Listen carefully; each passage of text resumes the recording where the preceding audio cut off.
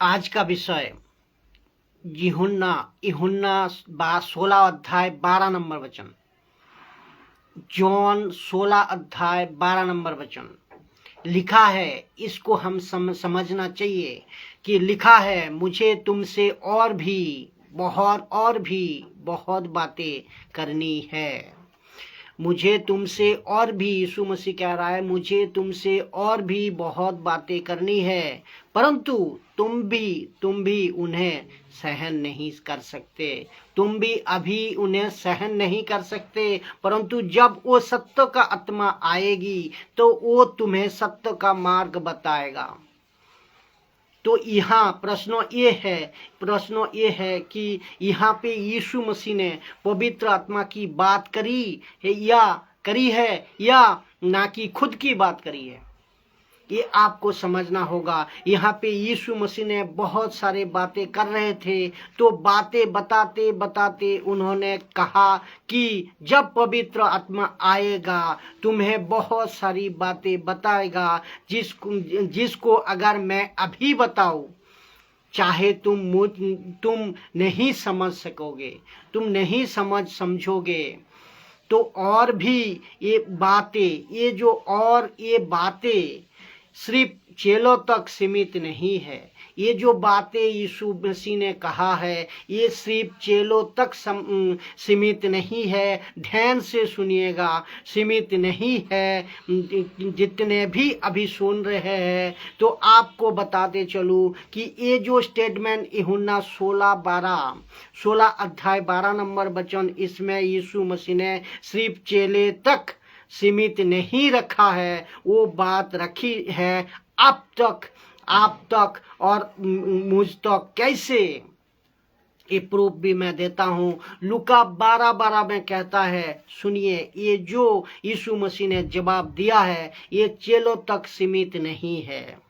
लिखा है, क्यों? पवित्र आत्मा उसी घड़ी तुम्हें सिखा देगा कि क्या करना चाहिए, लेकिन कब? वचन 11 कहता है कि जब लोग तुम्हें स्वभाव में, हकीमों में और अधिकारियों के सामने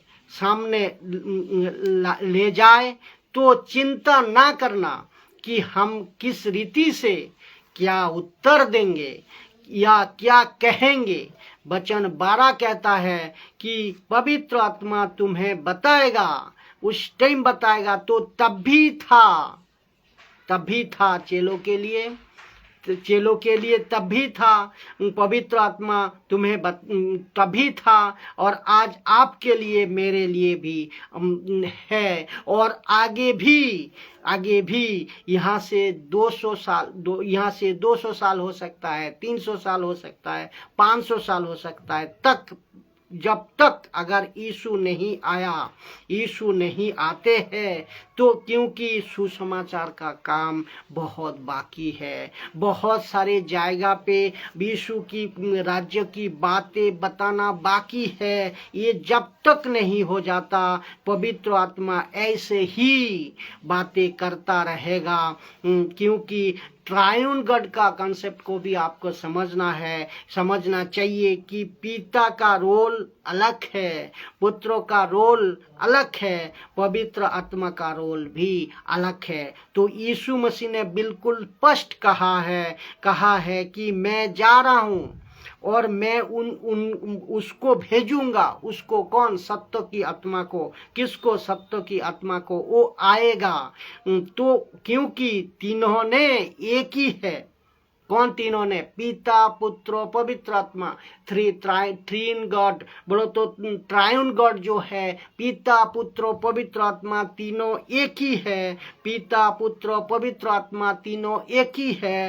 पर्सनालिटी में, व्यक्तित्व में तीनों अलग है, लेकिन एक ही कहा जाता है। लेकिन इसको एक ही कहा जाता है। जैसे उदाहरण का तौर पे मैं आपको समझाऊं कि एक परिवार और हम सब पिता, पुत्र, पवित्र आत्मा को, ट्रायन गॉड का कॉन्सेप्ट को मानता हूँ। तो जैसे उदाहरण का तौर पे एक परिवार है, उसको कहा जाता है एक परिवार। लेकिन परिवार का कितने सदस्य है, अगर पूछा जाए मेंबर कितने हैं, तो 3 हो सकता है, 4, 5, 10 तक जो भी है। तो उसको अगर कहा तो ये दूसरा प्रश्न हो जाता है। तो इसका मतलब, लेकिन सब मिलको क्या है, एक परिवार है, सदस्य 10 है, परिवार एक है। ऐसा ही पिता, पुत्र, पवित्र आत्मा पर्सनैलिटी में, व्यक्तित्व में अलग है, लेकिन एक ही है। इसको मिलाकर कहते हैं एक परिवार, और इसको मिलाकर हम कहते हैं ट्राइन गॉड का कंसेप्ट को एक ही परमेश्वर। वैसे ही 3 परमेश्वर को कहा कहते हैं कि एक परमेश्वर, लेकिन पर्सनैलिटी में, व्यक्तित्व में पिता, पुत्र, पवित्र आत्मा। ये बात को आप समझ गए होंगे कि इस तरह छोटे छोटे वीडियो का द्वारा मैं समझता हूँ कि आप लोग समझे, और ज़्यादा से ज़्यादा शेयर करें, यूट्यूब को सब्सक्राइब करें, फेसबुक को देखें, इंस्टाग्राम में भी देखें, सबको मजबूत कराए वचनों का द्वारा। आप सब लोग खरी शिक्षा में मजबूत होते रहिए, प्रभु का राज्य में आगे बढ़े और प्रभु का काम करते जाए। जय मसीह। अगली वीडियो का साथ फिर अभी मुलाकात होंगे आपका साथ।